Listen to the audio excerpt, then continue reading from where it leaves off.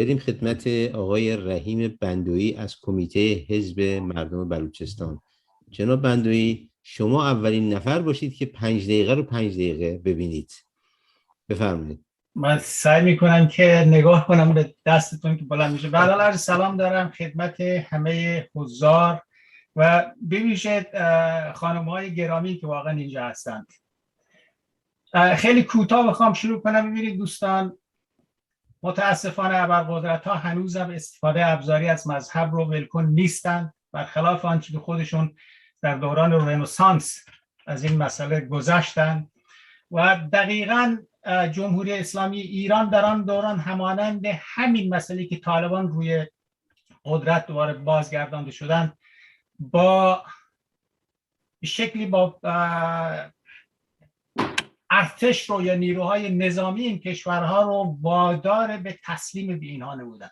دقیقاً همانند هم هستند و طبعاً اینهایی که حکومت‌های تئوکراتیکند همه رو به خودی و غیر خودی بر اساس اون باورهایی که دارن تقسیم میکنند. و دقیقاً دوستان همین اهمیتی که همکنون در واقع این دره پنجشیر افغانستان پیدا کرده، این همین مسئله رو واقعا در راه کردستان و در راه بلوچستان از همون ابتدای اومدن جمهوری اسلامی داشتند.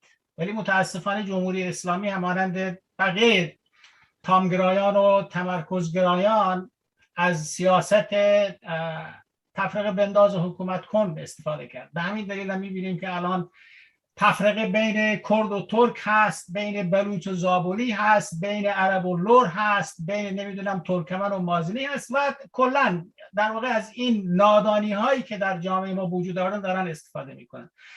و دقیقاً هم با توجه به اینکه قدرت سیاسی و اقتصادی رو جمهوری اسلامی ایران به دست سپاه پاسداران، سپاه تروریستی پاسداران انقلاب اسلامی داد، این همین کار رو مطمئن باشید که طالبان هم به مرور زمان خواهند کرد.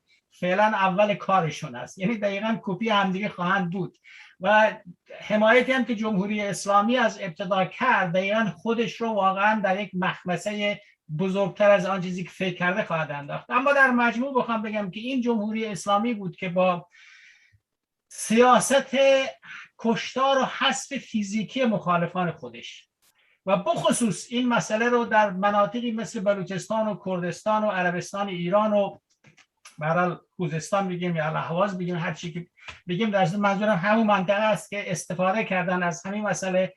و همکنون من به عنوان یک بلوچ واقعا اون کشتارها و اقدامات فراقانونی رو با تمام گوشت و پوست و خون و استخوان خودم حس کردم و دارم حس میکنم وقتی که میبینم چگونه اون سوختبران بلوچ و کولبران کرد و به هر حال به شکل اون تشنگان عرب الاهواز واقعا دارن فدا میشن. بنابراین مسئله اینجاست که ایران الان با توجه به همین که اون قدرت سیاسی اقتصادی و رانتخاری در دست سپاه پاسداران داده شده تبدیل به یک ویرانه شده و این ایران تا زمانی که در دست این حکومتگران هست مطمئن باشیم که روز به روز ویرانتر خواهد شد. تنها راهی که می شود واقعا جلوی این ویرانی رو گرفت حذف این رژیم هست. رژیمی که همکنون رئیس جمهورش واقعا کسی است که جزء هیئت مرگ اون کشتار دهه 60 و ویژه دهه 67 بود مشخصا.